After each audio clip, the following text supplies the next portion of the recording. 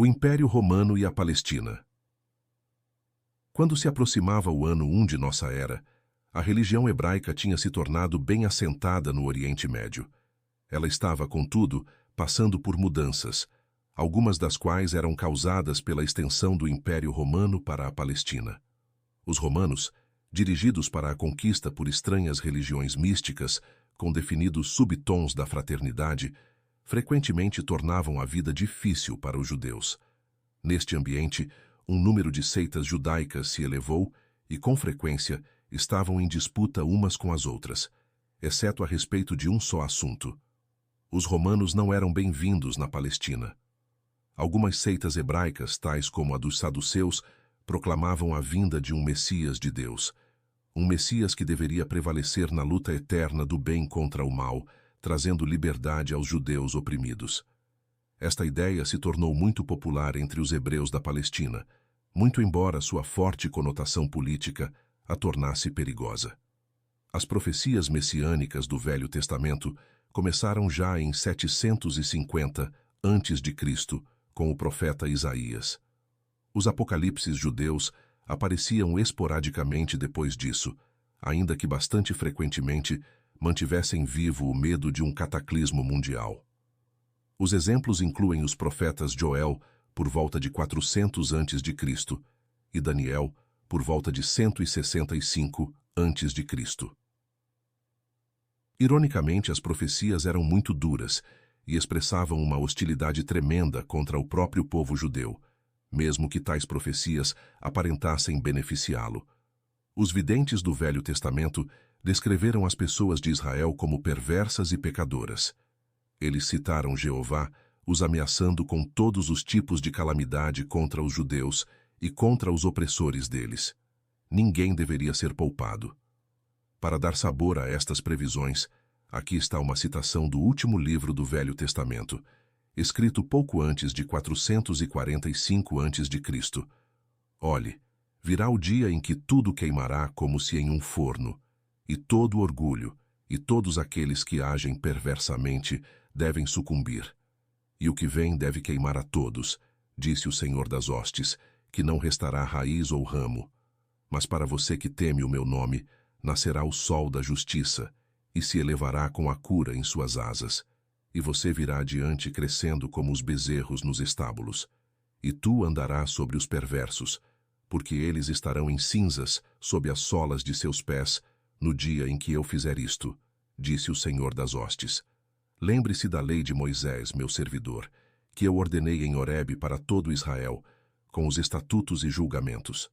Observe, eu lhe enviarei Elias, o profeta, antes de vir o grande e pavoroso dia do Senhor, e ele mudará os corações dos pais, de forma a que eu não venha e destrua a terra com uma praga. Malaquias, capítulo 4, versículos 1 ao 6.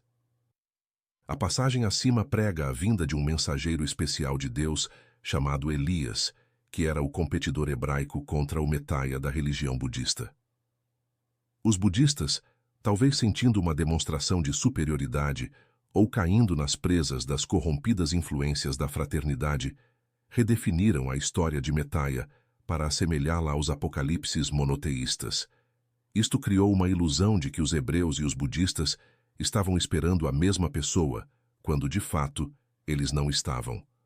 Os monoteístas da fraternidade estavam, e ainda estão, esperando por um mensageiro de Deus acoplado ao dia do julgamento.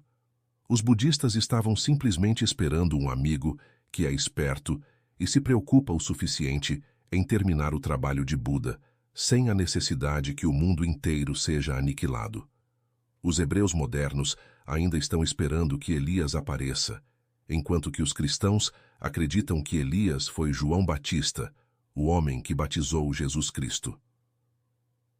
Os profetas do Velho Testamento expressaram uma outra ideia importante. Jeová continua a manipular as pessoas para a guerra. Porque eu, Deus, reunirei todas as nações contra Jerusalém para a batalha. Então, o Senhor irá adiante e lutará contra essas nações. Zacarias, capítulo 14, versículos 1 e 2. Este texto foi escrito por volta do ano 520 a.C. Esta é uma citação surpreendente, porque ela afirma que a intenção de Deus é fazer com que muitas nações entrem em conflito, apoiando tanto um lado quanto o outro. Tais ações são do livro didático de Maquiavelli. A intenção de Deus de fazer com que um irmão lute contra outro irmão é expressa no mesmo ano pelo profeta Hagai, ou Ageu. E eu derrubarei o trono dos reis, e eu destruirei a força do gentio, e eu derrubarei as carruagens, e aqueles que as dirigem, e os cavalos e sua montaria devem cair, cada qual pela espada de seu irmão. Ageu capítulo 2, versículo 22.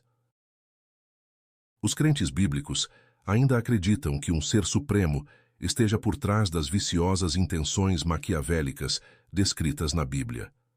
A teoria dos antigos astronautas, entretanto, parece fornecer uma verdadeira inovação ao ressaltar a existência de uma sociedade tecnológica brutal, e não um ser supremo, como a fonte mais provável de tais maquinações.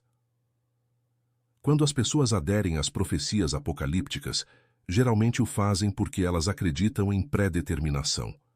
A predestinação é uma ideia de que o futuro já está criado e é inalterável, e que algumas pessoas têm uma habilidade especial de prevê-lo.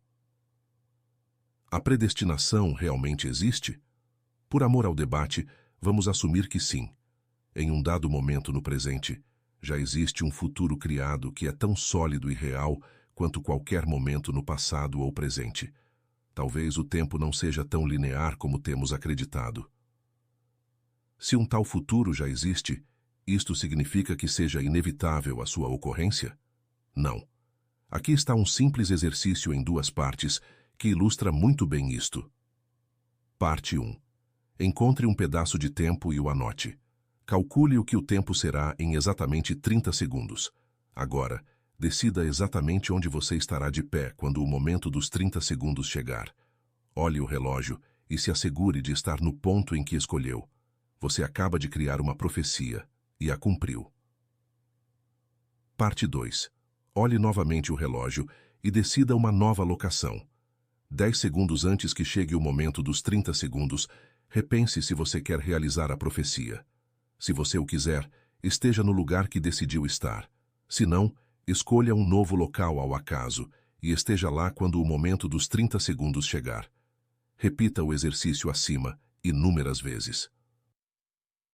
Qual das duas partes acima criaram o futuro mais forte e sólido? A resposta com certeza é a parte 1. Quais dos futuros um profeta mais provavelmente veria? Novamente a resposta é a parte 1. O ponto estabelecido aqui é de que o futuro é formado principalmente pela intenção sustentada pela ação. Quanto mais forte a intenção e melhor apoiada que esteja pela ação, mais sólido será o futuro. Entretanto, o futuro é maleável. Uma realidade futura, não importa quão sólida seja, ou quantos profetas tenham concordado com a sua existência, pode ser mudada. Ela apenas será irreversível se as pessoas continuarem a realizar, ou deixarem de realizar, as ações que concretizarão o futuro, e ninguém faça nada eficaz para se contrapor a tais ações ou inações. Algumas pessoas argumentarão que o verdadeiro vidente preveria a mudança da mentalidade na parte 2 do exercício acima. Se isto é verdade, então o profeta teria conquistado uma habilidade extraordinária de influenciar o futuro, porque agora ele poderia contactar o objeto de sua visão e persuadir esta pessoa a mudar sua mente, ou poderia tomar ações para evitar as consequências da decisão dela. A profecia tem realmente apenas um valor, o de um instrumento para mudar ou assegurar o futuro. O problema com um vidente que prevê um evento trágico, que mais tarde se torna verdadeiro, é que ele adivinhou uma informação insuficiente para fazer algo quanto a isto. Por exemplo, o famoso profeta americano Edgar Cayce previu um holocausto mundial na década de 1990. Por causa da reputada habilidade do Sr. Cayce em prever tais coisas, muitas pessoas estão convencidas de que tal evento se concretize no futuro. Talvez sim. Infelizmente, o Sr. Cayce não foi capaz de expandir o suficiente esta previsão para oferecer uma informação detalhada com a finalidade de alterar os eventos que ele previu. Sua profecia, portanto, está pavorosamente incompleta. Como devemos ver neste livro, tem havido muitos episódios de fins do mundo na história mundial.